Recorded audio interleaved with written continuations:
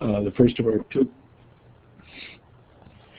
of our two presentations today is by Rick Ramos, and he'll demonstrate how a non-UM person can create a CaneID and get access to specific courses in course sites in Blackboard. Rick? Well, thank you, Bill. Thank you, everybody, for being here today. I really appreciate your time. So let's try to make this as informative as possible. How many present here today knew that you could create a CaneID if you were not a UM employee or faculty or student?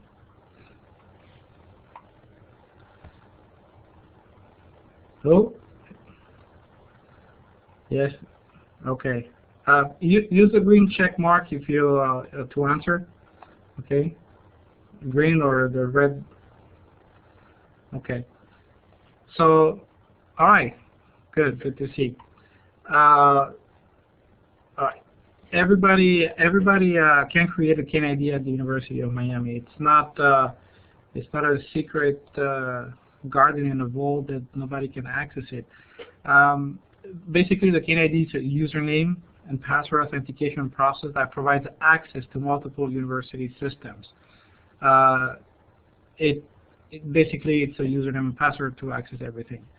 Blackboard uses the CaneID to access the system. So if you need to log into Blackboard, you will need to create a CaneID. Now that would be interesting to find out the list. All those systems that I have here in front of you are accessible with the CaneID. So Blackboard is the second one on the top, and the rest also uses it. So it's a single sign-on for the University of Miami. So this is a screenshot of what it looks like when you go to log in one of those systems. This is the page that you get. Now, everybody can create a CaneID. That means that if you have a guest professor coming in to teach one of your classes, if you're in a program that uses professional development to teach courses that are not officially sanctioned by the university, or I'm saying like the School of Business, they have some programs like that where they partner with the businesses to teach them a specific topic. Usher, I think the Usher Lifelong Learning Center also request us to create CaneID for them. So there's multiple situations where you're going to need to have an access to the system at the University of Miami, and a CaneID is required. So for that, you will have to create one, and it's a very simple process. You will have to go to the caneid.miami.edu page. Let me find the button here. This is the link to go, or you can go to this one. This is also the other link. I guess this one would be a lot easier to access it. And once you go to the caneid.miami.edu page, you will be at this page. The first option available is the new CaneID. And if you click on the link here below, you can go ahead and register for a CaneID. This will take you to the next page, the CaneID registration. Now, the first thing that you're going to see is to enter a UMID or a social security number. It's optional. You don't have to enter a social security number. And if you don't have one or you don't want to enter one, just click on the following link here at the bottom, and where it says I do not know my UMID or social security number, and it will take you to the next page, and you can start creating the account.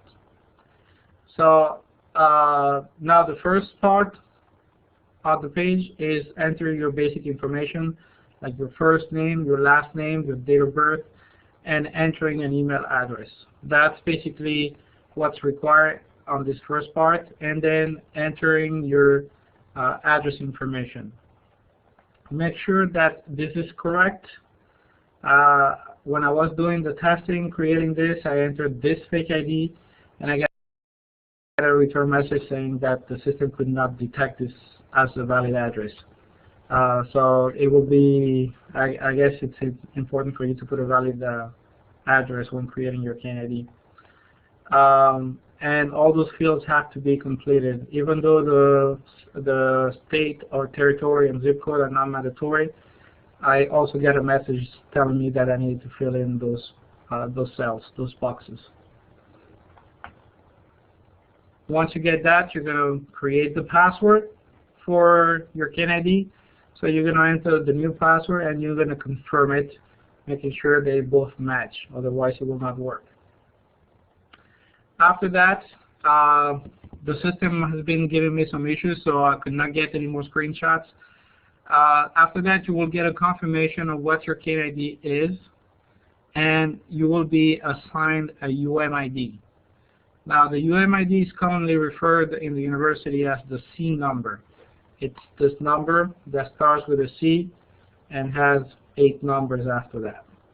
Okay? So make sure you take this information, write it down, because that's what we're going to need after to create a Blackboard account and link it to your CaneID. This will give you access to Blackboard. So once you have that information written somewhere, go ahead and send us an email to blackboardhelp@miami.edu requesting that account to be created. Make sure you include that information and also your email address. Even though now when you create a CaneID, it does generate a UML alias for you automatically, it will be important for you to include your email just in case we need it. If the system doesn't generate it, we'll be adding that one to Blackboard. A few schools are using it. School of Business, I think ZIF is doing it, the School of Business in a few programs. OSHA Lifelong, we get a lot of requests from them. And also the Continuing Studies, they have some programs that require us to create some special accounts for some faculty and for students. So as I said at the beginning, anybody can create a CaneID, but the Blackboard access will not be granted unless it's required by a professor or by an administrator. So creating the CaneID doesn't give you automatic access to Blackboard. We need to go ahead and create the account in Blackboard and link it to the CaneID so you'll be able to access it. And that will conclude it for the CaneID.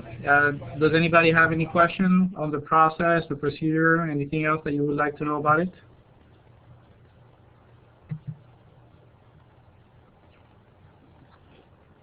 No? Okay. I guess everybody is comfortable setting up a CaneID, and I will pass this on to Brett, so Brett can move on to the next topic. Thank you, Rick. This is Bill. Let me review the agenda for a second. We've got the introduction that we went through using the collaborative interface. Rick just did the CaneID section, and the next section is Brett talking about graded discussions, grading student interaction on the Blackboard discussion board. Go ahead, Brett.